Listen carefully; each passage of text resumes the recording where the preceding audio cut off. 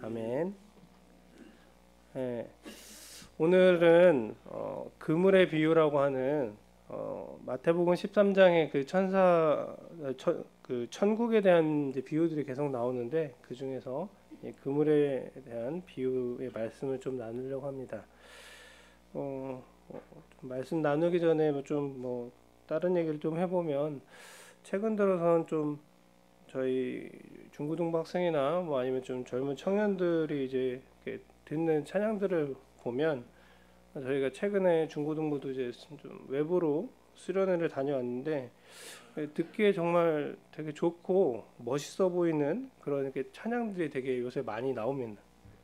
그래서 막상 되게 막 그 감정적으로도 되게 공감도 되고 좋아서 학생들이 좀 불러보려고 하면 되게 막상은 그 부르기가 너무 어렵거나 혹은 기교가 필요해서 또 연주를 하려고 해도 연주가 되게 좀 어려워서 좀 하기가 어렵고 오히려 그냥 볼 수밖에 없는 그런 찬양들이 좀 많아지는 것 같습니다. 사실 설교도 얼핏 보기에는 좀 쉽게 들려도 또 이 설교에 있어서도 좀 잘 이해가 되지 않는 그런 경우들도 많이 있는 것 같습니다. 근데 이 설교가 어렵다는 것은 좀 더 바꿔서 얘기하면 기억을 못한다는 말과 같습니다. 그래서 이 기억을 또 못한다는 것들이 연장된다면 마음속에 새겨지지 않는 것이고 그러면 당연히 우리 삶의 결단이나 우리를 변화시키는 것으로 이어지지 못하는 문제로 연결될 겁니다. 비단 또 설교뿐만 아니라 우리가 성경을 공부하거나 또 어떠한 말씀 세미나를 들 때도 우리 가슴에 그게 새겨지지 않는다면 우리의 삶으로 이어지지 않는다면 결국엔 그것들도 어렵게 가르쳐진 것일 겁니다. 그리고 또한 그 역할을 하는 것이 비단 목회자뿐만 아니라 가르치는 역할을 가지고 있는 교사나 구역장 혹은 또 다른 리더들도 그런 공통적으로 우리가 유념해야 할 것입니다. 우리가 가르친 그 대상이 내가 가르친 제자나 내가 가르친 학생들이나 내가 가르친 새신자들의 삶이 변화되지 않는다면 우리가 한 번쯤 우리가 가르치는 것이 뭔가 문제가 있지 않나 한번 생각해 보아야 할 것 같습니다. 그런 의미에서 오늘 말씀을 좀 보면 예수님께서는 이런 우리들과는 너무나 좀 다르게 그 가르침이 정말 그 대상에게 아주 쉽게 전달되는 것을 볼 수 있었습니다. 특히 오늘 말씀은 그 천국은 마치라고 시작하면서 물고기와 또 바다, 바로 이 제자들이 정말 쉽게 이해할 수 있는 그런 비유로 오늘 말씀을 해주셨습니다. 대부분 어부 출신이었던 이 제자들에게 물고기 잡는 법에 대한 이야기만큼 사실 쉬운 이야기는 없었을 것입니다. 그들 대부분이 갈릴리 호수 주변에서 태어났고 그곳에서 자랐고 그리고 예수님을 만난 이후에는 그 자신들이 일하던 그 생업인 배와 그 그물을 버려두고 예수님을 쫓았던 그런 인물들이 바로 예수님의 제자들입니다. 그리고 예수님은 이런 점을 아주 잘 알고 계셨기 때문에 여러 가지 비유들에 비해서 특히 오늘 이 그물 비유는 심판에 관한 내용을 담고 있음에도 불구하고 굉장히 짧게 설명할 수 있었던 것 같습니다. 바로 그 이유가 그들이 잘 알기 때문에 그냥 설명을 해도 그들이 이해할 수 있었고 그래서 예수님이 더 길게 말씀할 필요가 없었던 것입니다. 그러면 오늘 읽은 말씀이지만 우리가 좀 다시 한번 이렇게 말씀이 길지 않기 때문에 좀 한번 이번에는 좀 같이 한번 읽어보도록 하겠습니다. 마태복음 13장 47절에서 50절 말씀 좀 한번 같이 다시 한번 읽어보겠습니다.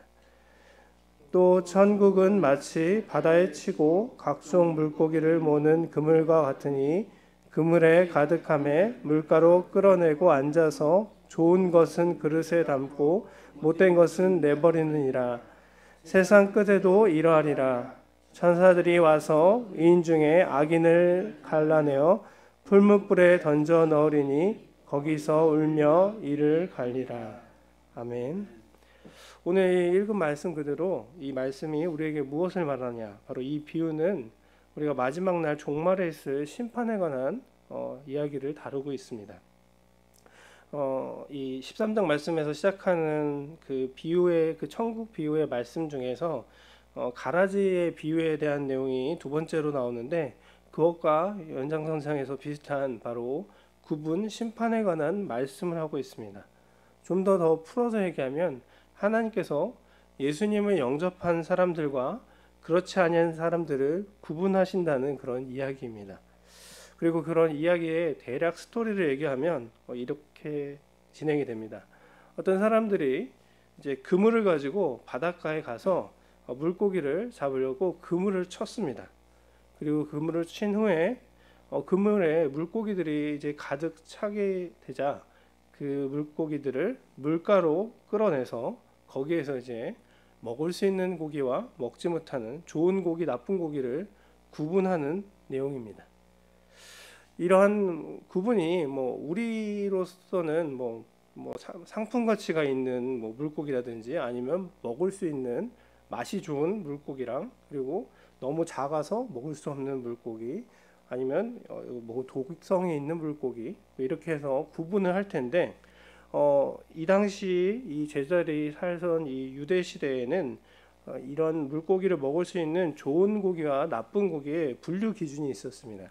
그 분류 기준에 대한 말씀을 제가 좀 잠깐 읽어볼 텐데, 레위기 11장 9절에 있는 말씀인데, 물에 있는 모든 것 중에서 너희가 먹을 만한 것은 이것이니 강과 바다와 다른 물에 있는 모든 것 중에서 지느러미와 비늘이 있는 것은 너희가 먹되, 이렇게 되어 있습니다. 이 말씀의 요지는 간단합니다. 강이나 바다에 있는 것에서 지느러미나 비늘이 있는 것은 먹을 수 있는 좋은 물고기고, 만약에 지느러미나 비늘이 없다면 그것은 먹을 수 없는 나쁜 물고기다라고 하는 분류입니다. 물론 이것은 우리가 생각하기에 우리가 먹고자 하는 혹은 팔고자 하는 그런 영양가적인 부분이랑은 전혀 맛과는 전혀 상관없는 기준일 것입니다. 그런데 어찌되었든 간에 그 당시의 제자들은 그 예수님이 그렇게 굳이 상세하게 설명하지 않아도 이 비유의 이 좋은 것과 그리고 못된 것을 구분하는 것이 어떤 의미인지는 정말 잘 알았을 것입니다. 그리고 우리는 오늘 그래서 이 비유의 말씀을 우리는 이 시대에 산 것이 아니기 때문에 좀 더 접근해서 한번 말씀을 풀어서 좀 더 설명을 해보겠습니다. 먼저 47절 말씀의 시작이 또 천국은 마치 바다에 치고라고 시작을 하면서 말씀이 시작됩니다. 또 천국은 마치 바다에 치고 각종 물고기를 모는 그물과 같으니, 천국은 마치 그물과 같다라고 이제 했습니다. 또한 그 그물이 바다에 쳐 있고 그리고 각종 물고기를 몰아 잡는다라고 오늘 말하고 있습니다. 이것을 좀 더 풀어서 얘기하면 천국은 바다, 바로 우리가 살고 있는 이 세상에서 살고 있는 각종 물고기, 바로 우리들을 표현하는 것이겠죠. 그래서 우리를 몰아잡는 그물과 같다, 바로 복음과 같다라고 말합니다. 즉 예수님께서 이 비유를 통해서 무엇보다도 우리가 천국을 설명하는 데 있어서는 바로 이 그물, 이 중요한데 그 그물이 복음과 관련되어 있다는 말씀을 하시고자 한 것을 우리가 기억해야 합니다. 그물은 그 수단이, 그것을 사용하는 이유가 고기를 잡는 데 있습니다. 고기를 잡기 위해서 사용하는 수단입니다. 우리가 손으로도 사실 아주 선사시대 때는 손으로 잡았고, 또한 간단한 낚싯대로도 잡을 수 있고 통발로도 잡을 수 있고, 여러 가지 물고기를 잡을 수 있는 방법들은 여러 가지 있지만, 현재까지 이르러서도 그물로 잡는 것 이상으로 고기를 효율적으로 잡을 수 있는 도구는 발명되지 않았습니다. 그런데 그 그물이 바로 영적으로 표현하자면 복음이라는 것입니다. 그물은 사람이 고기를 잘 잡기 위해서 만들어낸 것처럼 복음은 하나님께서 영혼을 구원을 하기 위해 정하신 최고의 방법입니다. 우리가 사람을 복음을 전하기 위해서 하는 방법들 중에 예수님을 믿게 하기 위해 전도하는 방법들 중에 어느 누군가는 선행을 내가 행하고, 또 어느 누군가는 철학으로, 또 인문학으로, 과학으로 예수님을 증명함으로써 예수님을 믿게 증거한다라고 하지만 그것은 조금 전에 표현한 대로 그물이 아닌 손으로 물고기를 낚고 또한 낚시로 낚는 것 정도의 효과에 불과할 것입니다. 복음만큼 효과적으로 그리고 사람을 쉽게 낚을 수 있는 수단은 없습니다. 왜냐하면 복음은 예수님께서 우리 죄를 위해 십자가에 죽으셨다는 그 사실에 관한 진술이기 때문입니다. 우리가 복음을 통해서 진실하고 또한 순결하게 전파된 하나님의 말씀은 세상에 흩어져 있는 각종 물고기처럼 많은 사람들이 있는 그 사람들에게 다시금 교회로 불러들어 교회로 이끌게 하는 그런 가장 적합한 최고의 수단인 것입니다.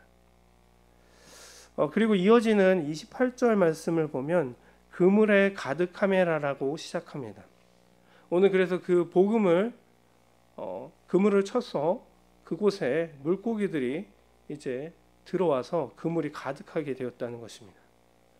복음을 전파해서 바로 이 물고기 우리 이 세상에 있는 사람들이 살고 있던 그 물 속에서 그물 안으로 물고기들이 들어오게 되었다는 것입니다. 복음을 전파하니 어떤 사람이 그러면 교회에 내가 한번 나와보겠다, 내가 한번 하나님을 믿어보겠다라고 해서 교회 안에 들어오는 분들이 있다는 것입니다. 그리고 그물 안에 그 그물이 가득함이라는 그 말은 그리고 그 그물 안에 어느 정도 이분들이 그 복음을 들은 것과 또한 하나님의 교회에 그 출입하게 된 여러 사람들이 모여졌다는 것을 의미하고 있습니다. 그렇게 끝나는 것이냐 하면 근데 여기서 끝이 아닙니다. 우리가 복음을 전했을 때 그 그물에 바로 복음을 통해서 많은 물고기가 모였지만 그것으로 끝난 것이 아니라 그 다음 더 중요한 부분이 이어집니다. 물가로 끌어내고 앉아서 좋은 것은 그릇에 담고 못된 것은 내버리느니라. 다음 이어지는 말씀은 물가로 끌어낸다라고 말씀합니다.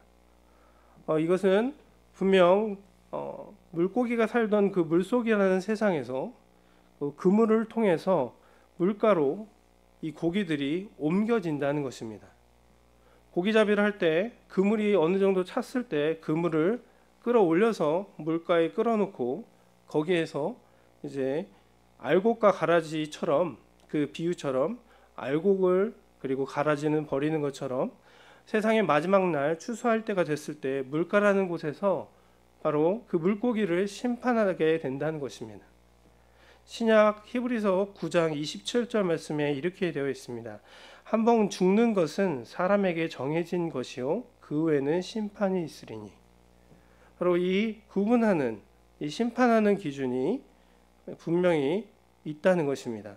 그리고 그 기준에 대해서 초반에 물고기가 좋은 것 나쁜 것의 기준이 이 유대에서는 그 강과 바다에 있는 지느러미와 비늘이 있는 것들이라고 표현을 했는데 그렇게 해서 좋은 고기와 못된 고기를 나눠진다라고 말씀했지만 그것을 돌이켜서 우리가 오늘 지금의 이 복음에서 빗대어 본다면 그물에 들어온 물고기 중에서 어떤 것이 좋은 것이고 또한 버려지는 못된 것은 무엇인지 바로 심판을 통해서 심판의 그 마지막 날 때에 그 바로 저 천국인 하늘의 예루살렘에 영원한 처소를 얻게 될 사람들과 그리고 오늘 여기 이 풀무불에 던져져서 영원한 지옥에 머물게 될 사람들이 누구인지 그 구분이 된다는 것입니다.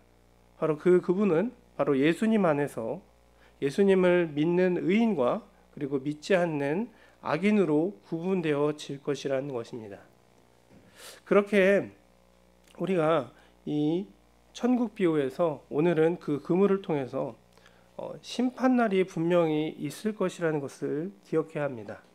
그런데 그러면서도 우리가 분명히 또한 하나 기억해야 할 것은 오늘 예수님께서 우리에게 말씀하신 49절 이어지는 49절 말씀에 나와 있습니다. 49절 말씀을 읽어보면 세상 끝에도 이러하리라.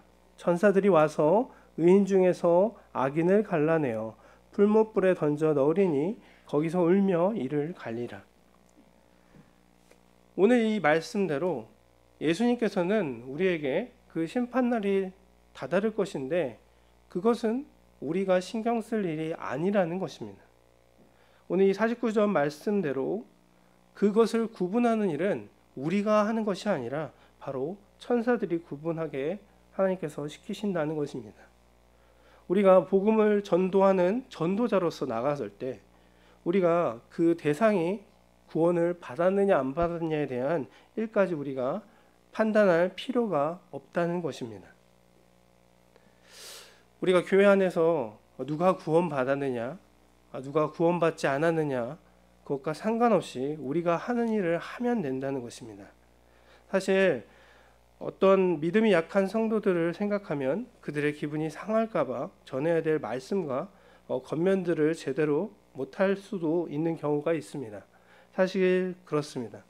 그러나 우리는 그 누가 구원받았는지 그렇지 못한지 우리가 스스로 판단하지 말고 다만 성경에 나와 있는 사실 그대로를 전하고 그 결과는 하나님께 맡겨야 한다는 것입니다. 그리고 이것이 가장 현명한 방법이라는 것입니다. 또 어버이일은 종종 힘들고 또한 목숨을 걸어야 할 만큼 사나운 파도와 풍랑을 만나게 됩니다.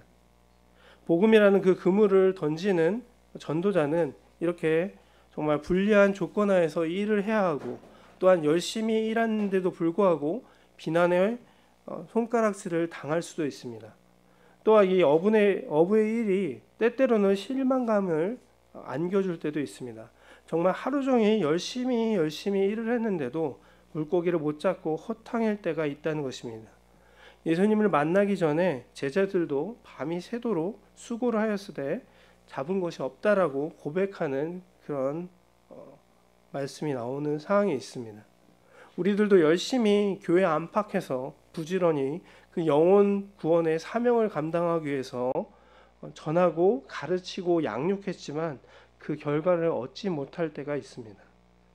그러나 여러분, 우리들은 쓸모 없는 일을 한 것이 아닙니다. 우리가 시간 낭비한 것이 아닙니다. 비록 우리가 잡은 물고기가 없을지라도 이 일들은 바로 하나님의 나라에서 매우 큰 의미를 가지고 있다는 것입니다. 어부들이 물고기를 잡습니다. 그들이 잡을 때 정말 큰 것만 잡으려고 하는 것이 아니라 그물을 던져 크건 작던 좋건 나쁘던 온갖 물고기들을 그물에 모읍니다. 복음도 마찬가지입니다. 어느 누군가 정말 잘생기고 이쁘고 뛰어나고 도덕적으로 선하고 돈이 많고 한 사람들만 전하는 것이 아니라 복음은 어느 누구에게나 평등하게 전해지고 설령 살인자와 같은 그런 악인이라 할지라도 그들에게 복음이 전해지고 또한 그들조차도 그 복음에 영향을 끼쳐지고 그들이 변화되게 만든다는 것입니다. 그물에 어떤 물고기가 잡혔는지 그리고 그것은 그 그물을 물가에 끌어올리기까지는 우리는 알 수 없습니다. 우리가 행한 일들에 대해 지금 당장 어떠한 평가를 하기는 이르다는 것입니다. 어떤 사람이 진정으로 이 교회를 위해서 내가 목숨을 다하 헌신했다 혹은 이 교회를 정말 임하는 사람이 없다라고 하는 그 판단조차도 지금 할 수 있는 것이 아니라 바로 추수 때에 종말의 때에 이르러서야 알 수 있게 된다는 것입니다. 설사 우리의 행동들이 단 한 명의 사람도 주님께로 온전히 인도하지 못했던 모습이라 할지라도 그 모든 활동들은 하나님 앞에 귀하게 쓰임받는 것이라는 것입니다. 또한 나쁜 고기를 모으는 것 그 자체도 하나님의 계획 안에 있는 일이기 때문입니다.